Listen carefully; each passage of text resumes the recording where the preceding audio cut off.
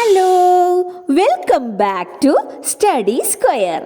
ഇന്ന് നമ്മൾ പഠിക്കാൻ വേണ്ടി പോകുന്നത് വോളി സോയിങ്കയുടെ എ ടെലിഫോൺ കോൺവെർസേഷൻ എന്ന പോയമാണ്. Here I would like to explain about the poet, about the poem, line by line explanation in Malayalam, summary of the poem and possible questions and answers. A telephone conversation എന്ന poem എഴുതിയിരിക്കുന്നത് Wole സോയിങ്കയാണ്. Wole സോയിങ്കയുടെ മുഴുവൻ പേര് ആഖിൻ വാൻഡെ ഓലു വോളെ ബാബാറ്റുൻഡെ Soyinka എന്നാണ്. 1934 July 13 അദ്ദേഹം ജനിച്ചത്. Nigerian playwright, novelist, poet, essayist and political activist എന്നീ നിലകളിൽ പ്രശസ്തനാണ്. 1986 സാഹിത്യത്തിൽ നോബൽ പ്രൈസ് അദ്ദേഹത്തിന് ലഭിച്ചു. ഇതുവഴി ആഫ്രിക്കയിൽ നോബൽ പ്രൈസ് കിട്ടുന്ന ആദ്യത്തെ വ്യക്തിയായി അദ്ദേഹം മാറി. നോബൽ പ്രൈസ് ലഭിക്കുന്ന വേളയിലുള്ള അദ്ദേഹത്തിൻ്റെ പ്രസംഗം അദ്ദേഹം സമർപ്പിച്ചത് Nelson മണ്ടേലയ്ക്കായിരുന്നു.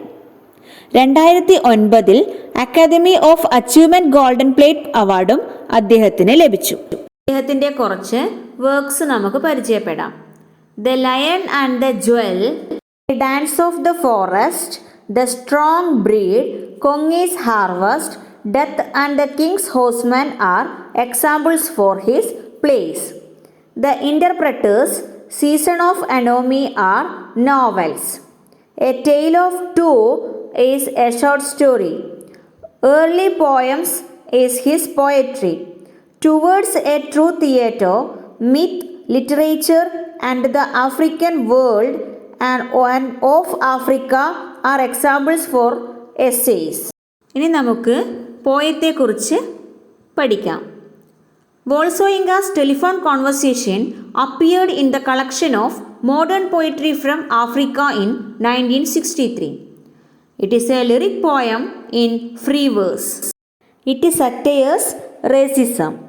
This poem exposes the presence of racial discrimination in the society. As the title suggests, it is in the form of a conversation between a black man and a white woman. In this poem, the black man tries to confirm a housing arrangement with a landlady over the phone. Here, the poet presents the attitude of the white woman towards black people and the black man's anger towards the racial discrimination. ഇനി നമ്മൾ line by line എക്സ്പ്ലനേഷനിലേക്ക് പോവുകയാണ്. അതിനു മുമ്പായി ഈ poem ഒരു lyric പോയമാണ്, ഒരു വംശീയതയെക്കുറിച്ച് എഴുതിയ ഒരു പോയമാണ്. ഇതിൽ നമുക്ക് 2 കഥാപാത്രങ്ങളെയാണ് കാണാൻ പറ്റുന്നത്. ഒന്ന് സ്പീക്കറും പിന്നെ ഒന്ന് ലാൻഡ് ലേഡിയുമാണ്. വാടകയ്ക്ക് ഒരു വീടിൻ്റെ ആവശ്യത്തിനായിട്ട് ലാൻഡ് ലേഡിയെ വിളിക്കുന്ന രീതിയിലാണ് ഈ പോയം എഴുതിയിട്ടുള്ളത്. വംശീയതയാണ് ഇതിലെ പ്രധാന വിഷയം. അപ്പോൾ നമുക്ക് ഫസ്റ്റ് 5 ലൈൻസ് നോക്കാം. The price seemed reasonable, location indifferent, the landlady so she lived off premises. Nothing remained but self-confession. Madam, I want, I hate a wasted journey. I am African. അപ്പോൾ ഇവിടെ എന്താണ് കവി പറയുന്നത്? Price കുഴപ്പമില്ല, അതുപോലെ തന്നെ ലൊക്കേഷനും നല്ലതാണ്, ലാൻഡ് ലേഡിയെ കൊണ്ടും യാതൊരുവിധ ബുദ്ധിമുട്ടും ഇല്ല, അവരും അതിനടുത്തല്ല താമസിക്കുന്നത്. പിന്നെ വേറെ എന്താണ് പ്രശ്നമുള്ളത്? സ്വയം കുറ്റസമ്മതം നടത്തുക എന്നുള്ളത് മാത്രമേ ബാക്കിയുള്ളൂ. എപ്പോഴാണ് നമ്മൾ കുറ്റസമ്മതം നടത്തുക? കൺഫെഷൻ എന്ന് പറഞ്ഞാൽ കുറ്റസമ്മതം നടത്തുക. നമ്മൾ എന്തെങ്കിലും തെറ്റ് ചെയ്തിട്ടുണ്ടെങ്കിൽ മാത്രമാണ് നമ്മൾ കൺഫെഷൻ ചെയ്യേണ്ടത്. അപ്പോൾ ഇവിടെ സ്പീക്കർ നടത്തിയ കുറ്റസമ്മതം എന്താണ്? Madam, I want, I hate a wasted journey, I am African. എന്താണ് സ്പീക്കർ പറഞ്ഞത്? വെറുതെ ഉള്ളൊരു യാത്ര ഞാൻ ഇഷ്ടപ്പെടുന്നില്ല, ഞാനൊരു ആഫ്രിക്കക്കാരനാണ്. ഒരു ആഫ്രിക്കക്കാരനാവുക എന്നുള്ളത് ഒരു കുറ്റമാണോ? കറുത്ത വർഗ്ഗക്കാരെ അടിമകളായിട്ട് മാത്രമായിരുന്നു വെള്ളക്കാർ കണ്ടിരുന്നത്. So the speaker wants to confirm if the room is truly available for a black man. ഇനി നമുക്ക് അടുത്ത ലൈൻസ് നോക്കാം. Silence, silenced transmission of pressurized good breeding. Voice when it came, lipstick coated, long gold rolled, cigarette holder pipped. Coat I was foully, how dark? Had not misheard. Are you light or very dark? Button B, button A, stench of rancid breath of public hide and speak. അപ്പോൾ speaker ഒരു black man ആണെന്ന് കേട്ടപ്പോൾ land lady ആകെ അങ്ങ് നിശബ്ദയായി. ആ നിശബ്ദതയിൽ നിന്ന് നമ്മുടെ സ്പീക്കറിനൊരു കാര്യം മനസ്സിലായി. ആ സ്ത്രീ ഒരു ഗുഡ് ബ്രീഡിംഗ് ആണ്, അതായത് നല്ലൊരു കുടുംബത്തിൽപ്പെട്ടവളാണെന്ന്. അതായത് ഈ കറുത്ത വർഗ്ഗക്കാരെ പുച്ഛത്തോടെ കണ്ടിരുന്ന ഒരു വെള്ളക്കാരിയാണ് അതെന്ന് നമ്മുടെ സ്പീക്കറിന് മനസ്സിലായി. കാരണം എല്ലാം പറഞ്ഞ് സമ്മതിച്ചതിന് ശേഷവും ആ സ്ത്രീ ആകെ ഒരു സമ്മർദ്ദത്തിലായതുപോലെ സ്പീക്കറിന് തോന്നി. പിന്നീട് അവരുടെ സ്വരം കേട്ടപ്പോൾ നമ്മുടെ സ്പീക്കറിന് മനസ്സിലേക്ക് വന്നത് എന്താണെന്ന് വെച്ചാൽ ലിപ്സ്റ്റിക്ക് പൂശിയ ചുണ്ടും നീളമുള്ള സ്വർണ്ണ സിഗരറ്റ് ഹോൾഡർ ഉപയോഗിച്ച് സിഗരറ്റ് വലിക്കുന്ന ഒരു പരിഷ്കാരിയുടെ സ്വരമായിട്ടാണ് തോന്നിയത്. Caught I was foully. അപ്പോൾ ഈ ലാൻഡ് ലേഡിയുടെ സൈലൻസ് കണ്ടപ്പോൾ ആകെ ഞാൻ പെട്ടുപോയി എന്ന് നമ്മുടെ സ്പീക്കറിന് തോന്നി.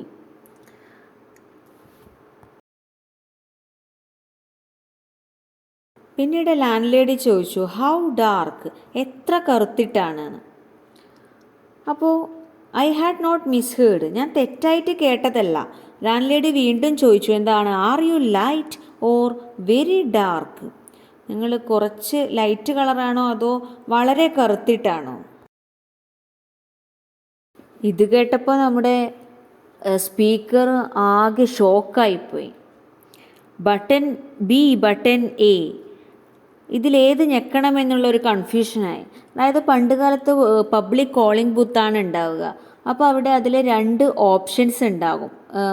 ഓപ്ഷൻ ബട്ടൺ എയും ബട്ടൺ ബിയും, 2 ബട്ടൺ. ബട്ടൺ എ എന്നുള്ളത് കോള് കണ്ടിന്യൂ ചെയ്ത് നമ്മൾ കോയിൻ ഇട്ടതിന് ശേഷം കോൾ കണ്ടിന്യൂ ചെയ്യാനുള്ള ഒരു ബട്ടണാണ് ബട്ടൺ എ.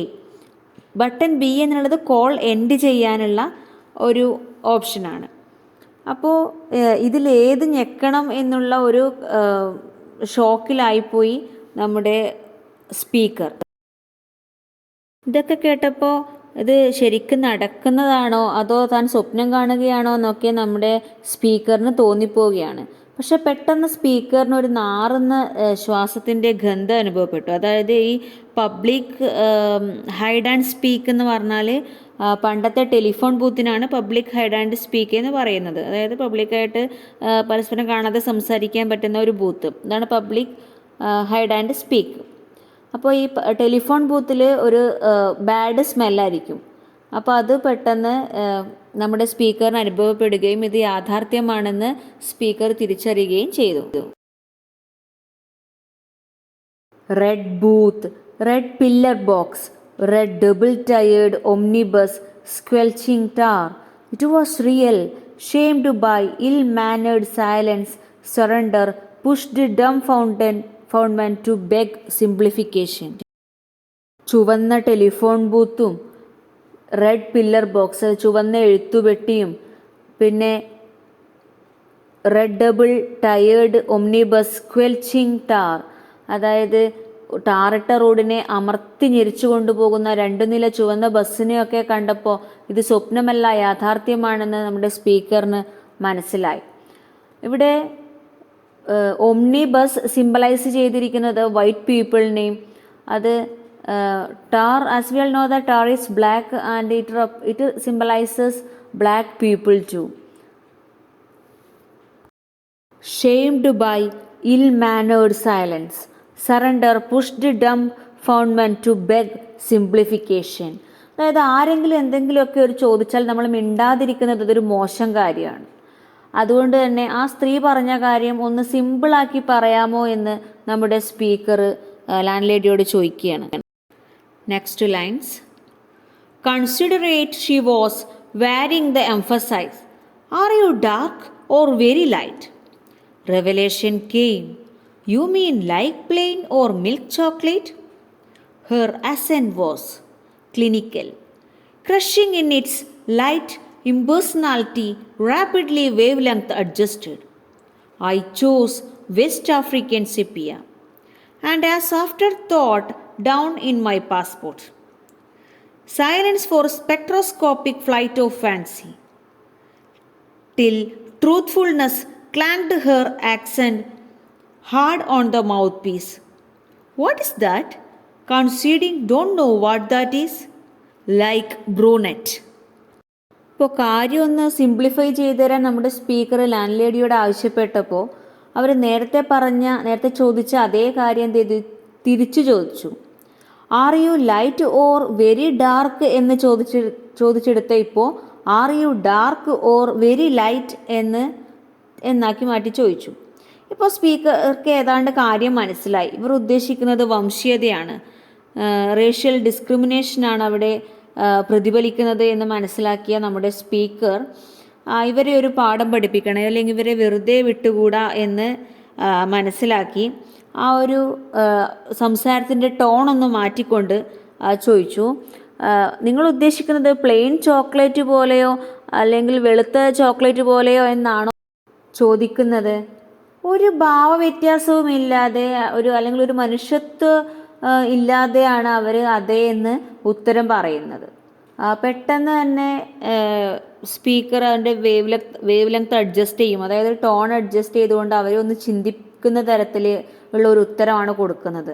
അതായത് വെസ്റ്റ് ആഫ്രിക്കൻ സെപ്പിയ എന്നാണ് നമ്മുടെ സ്പീക്കർ കളർ പറയുന്നത്. അതിനൊരു സ്ട്രെസ് കൊടുക്കുന്ന രീതിയിൽ ഇങ്ങനെയാണ് എൻ്റെ പാസ്പോർട്ടിന് താഴെ എഴുതിയിരിക്കുന്നത് എന്നുകൂടി അദ്ദേഹം കൂട്ടിച്ചേർക്കുന്നു. വെസ്റ്റ് ആഫ്രിക്കൻ സെപ്പിയ എന്ന് പറയുന്നത് ഒരു റെഡിഷ് ബ്രൗൺ കളറാണ്. അപ്പോൾ സ്ത്രീയെ കൺഫ്യൂഷൻ ആക്കാൻ വേണ്ടിയിട്ടാണ് ഇങ്ങനെയൊരു ടേം സ്പീക്കർ അവിടെ യൂസ് ചെയ്തിട്ടുള്ളത്. Silence for spectroscopic flight of fancy. Spectroscope എന്ന് പറയുന്നത് പ്രകാശത്തിൻ്റെ നിറത്തെ അപഗ്രഥിക്കുന്ന ഒരു ഉപകരണമാണ് സ്പെക്ട്രോസ്കോപ്പ് എന്നുള്ളത്. അപ്പോൾ silence for spectroscopic flight of fancy എന്ന് പറയുന്നത് ഈ ലാൻഡ് ലേഡിക്ക് ഈ ഒരു സെപ്പിയ എന്ന കളറിനെ കുറിച്ച് ഒരു അറിവില്ല. അപ്പോൾ അവർ ഭാവനയിൽ ആ നിറം കണ്ടെത്താനുള്ള ഒരു ശ്രമത്തിലായിരുന്നു. ആ ഒരു സൈലൻസ് ആണ് ഇവിടെ പറയുന്നത്. എന്നാൽ സെപ്പിയ എന്ന കളറിനെ കുറിച്ച് ആ ലാൻഡ് ലേഡിക്ക് ഒരു വിവരവും ലഭിക്കാത്തത് കൊണ്ടും ഒരു സത്യസന്ധത ലാൻഡ് ലേഡിയെ മുട്ടി വിളിച്ചത് കൊണ്ടും അവർ അതെന്താണ് അർത്ഥമാക്കുന്നത് എന്ന് സ്പീക്കറിനോട് ചോദിക്കുന്നു. Don't know what that is. അപ്പോൾ സ്പീക്കർ കൊടുക്കുന്ന മറുപടി എന്ന് പറയുന്നത് ലൈക്ക് ബ്രൂണറ്റ് എന്നുള്ളതാണ്. ബ്രൂണറ്റ് എന്ന് പറയുന്നത് കറുത്ത തലമുടിയും ഇരുണ്ട കണ്ണുകളുള്ള കറുത്ത നിറമുള്ള വ്യക്തിയെയാണ് ബ്രൂണറ്റ് എന്ന് പറയുന്നത്.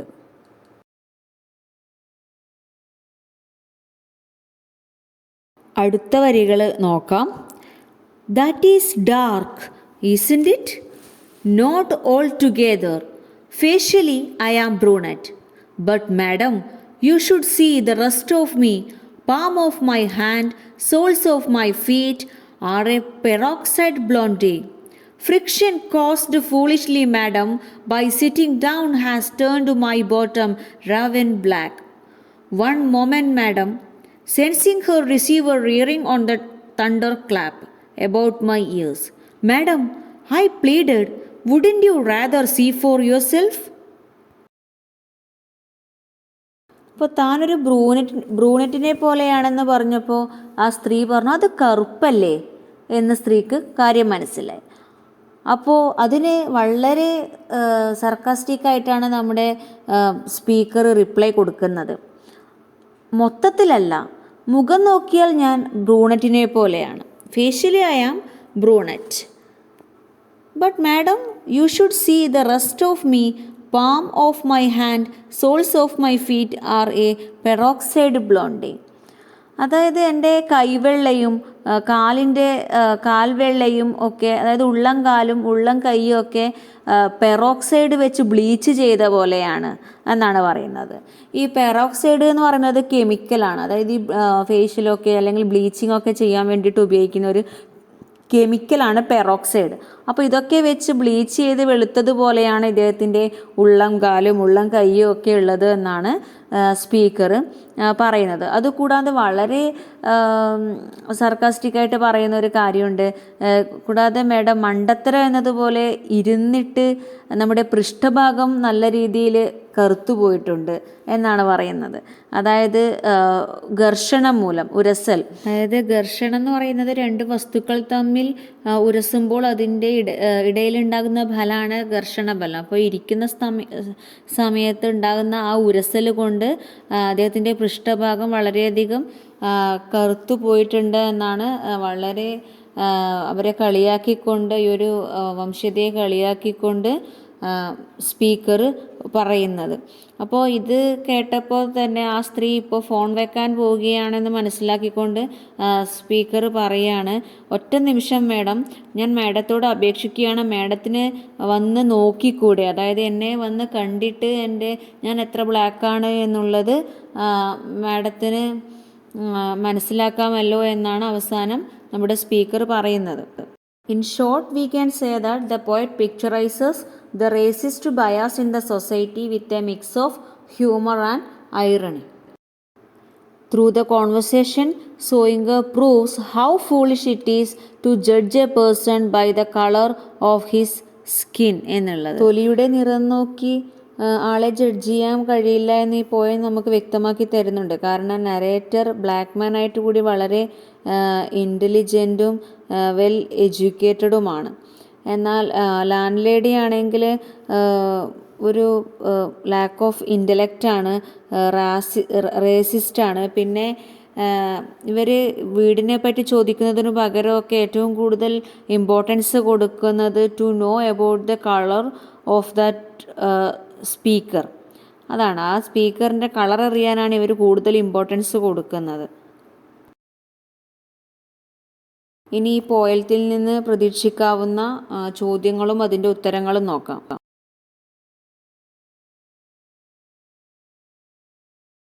Who wrote the poem A Telephone Conversation? That is Wolsoinga. Who got first Nobel Prize for Literature in Africa? Wolsoinga. Which social evil does the poem satirize? Racism. വംശീയതയാണ് ഇത് കളിയാക്കുന്നത്. The poem follows a dash pattern, question and answer pattern. ഇതൊരു conversation രീതിയിലുള്ള പോയമാണ്. അതിൽ ഒരാൾ ചോദ്യം ചോദിച്ച് അതിൻ്റെ ഉത്തരം പറയുന്ന രീതിയിലാണ് ഇതിലുള്ളത്. A telephone conversation is A dash poem. It is A type of lyric poem. The poem is in the form of A conversation between A black man and A white lady. The black man is looking for a rented room. Which city is mentioned in the poem? London. What does the black man confirm of the room? The black man wants to confirm that the room is truly available for a black man. Nothing remained but self-confession. What was the self-confession? The speaker is an African.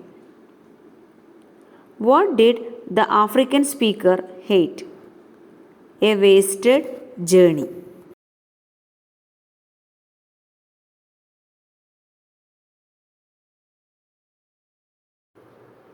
The landlady is initially described as being of good breeding.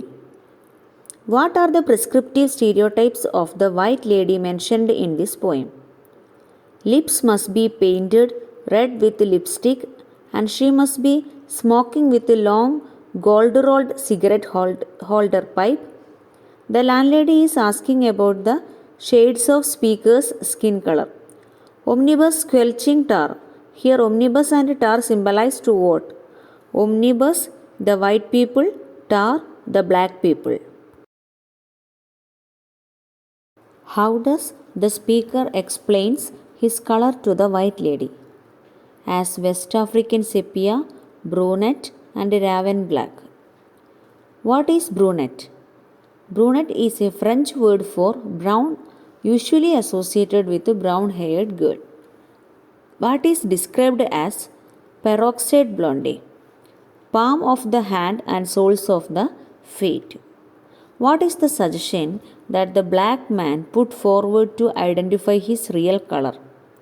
The black man suggests that she herself should see him with her own eyes to understand his real color. The capital letters are used to denote the speech of dash, the speech of white landlady. A telephone conversation എന്ന ഈ പോയത്തിൻ്റെ class നിങ്ങൾക്കെല്ലാവർക്കും ഇഷ്ടപ്പെട്ടു എന്ന് കരുതുന്നു. ഇഷ്ടപ്പെട്ടാൽ like ചെയ്യണം, അതുപോലെ തന്നെ ഷെയർ ചെയ്യണം. നിങ്ങളുടെ വിലയേറിയ അഭിപ്രായങ്ങൾ കമൻ്റായി രേഖപ്പെടുത്തുക. നിങ്ങൾ ഈ ചാനൽ ആദ്യമായിട്ട് കാണുന്നവരാണെങ്കിൽ please do subscribe my channel. Thank you.